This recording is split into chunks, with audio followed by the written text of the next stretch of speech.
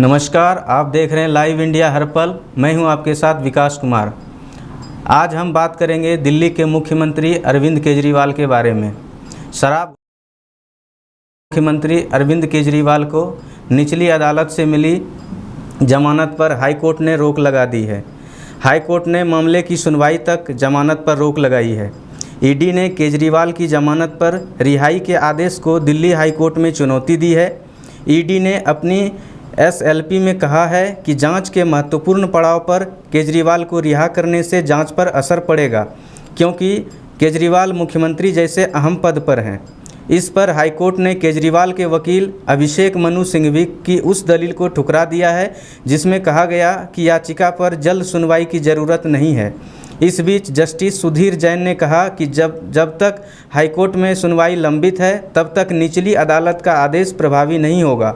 दरअसल केजरीवाल को एक दिन पहले गुरुवार को ही निचली अदालत से जमानत मिली थी, जिसके विरोध में ईडी ने दिल्ली हाईकोर्ट का रुख किया था। बता दें कि इस मामले पर जस्टिस सुधीर कुमार जैन और रविंदर डुडेजा की अवकाश पीठ सुनवाई कर रही है। ईडी की तरफ से पेश वकील ने कहा कि निचली अदालत में हमें इस मामले पर बहस करने के लिए पर्याप्त समय नहीं दिया गया।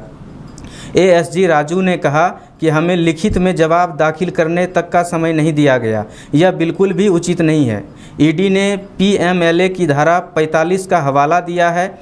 एएसजी राजू ने कहा कि हमारा मामला काफ़ी मजबूत है। उन्होंने सिंघवी की मौजूदगी का विरोध किया। इससे पहले ईडी के वकील ने आज ही हाईकोर्ट से जल्द सुनवाई की मांग की थी। ईडी की तरफ से एएसजी राजू और वकील जोएब हुसैन हाईकोर्ट में मौजूद रहे।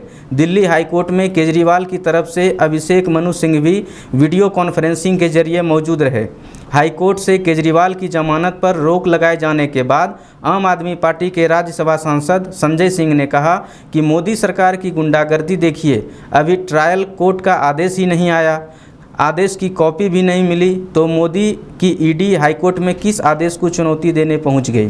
क्या हो रहा है इस देश में? न्याय व्यवस्था का मजाक क्यों बना रहे हो मोदी जी? पूरा देश आपको देख रहा है। दिल्ली की केजरीवाल सरकार ने 17 नवंबर 2021 को एक्साइज पॉलिसी 2021-22 को लागू किया था। नई पॉलिसी के तहत शराब कारोबार से सरकार बाहर आ गई और पूरी दुकानें निजी हाथों में चली गई थी। दिल्ली सरकार का दावा था कि नई शराब नीति से माफिया राज खत्म होगा और सरकार के रेवेन्यू में बढ़ोतरी होगी। हालांकि ये नीति शुरू से ही विवादों में रही और जब बवाल ज़्यादा बढ़ गया तो 28 जुलाई 2022 को सरकार ने इसे रद्द कर दिया।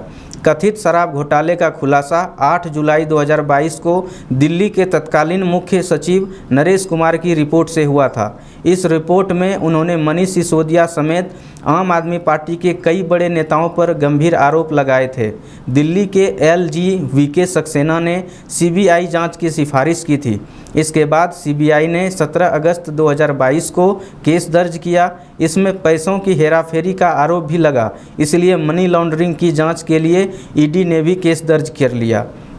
मुख्य सचिव ने अपनी रिपोर्ट में मनीष सिसोदिया पर गलत तरीके से शराब नीति तैयार करने का आरोप लगाया था। मनीष सिसोदिया के पास आबकारी विभाग भी था। आरोप लगाया गया कि नई नीति के जरिए लाइसेंसधारी शराब कारोबारियों को अनुचित लाभ पहुंचाया गया। रिपोर्ट में आरोप लगाया कि कोविड का बहाना बनाकर मनमाने तरीके से 144.36 करोड़ रुपए की लाइसेंस फीस माफ़ कर दी। एयरपोर्ट जोन के लाइसेंसधारियों को भी 30 करोड़ लौटा दिए गए, जबकि ये रकम जब्त की जानी थी। सुप्रीम कोर्ट से अरविंद केजरीवाल को 10 मई को अंतरिम जमानत मिली थी। सुप्रीम कोर्ट ने केजरीवाल को चुनाव प्रचार करने के लिए 1 जून तक की अंतरिम जमानत पर रिहा करने का आदेश दिया था। इसके बाद उन्होंने 2 जून को सरेंडर कर दिया था। इससे पहले दिल्ली हाई कोर्ट ने उनकी गिरफ्तारी को चुनौती देने वाली याचिका खारिज कर दी थी। इसके बाद केजरीवाल सुप्रीम कोर्ट पहुंचे थे। दिल्ली के कथित शराब घोटाले में केजरीवाल को ईडी ने 21 मार्च को गिरफ्तार कर लिया था। आज की रिपोर्ट में इतना ही। आप देखते रहिए लाइव इंडिया हर पल। नमस्कार।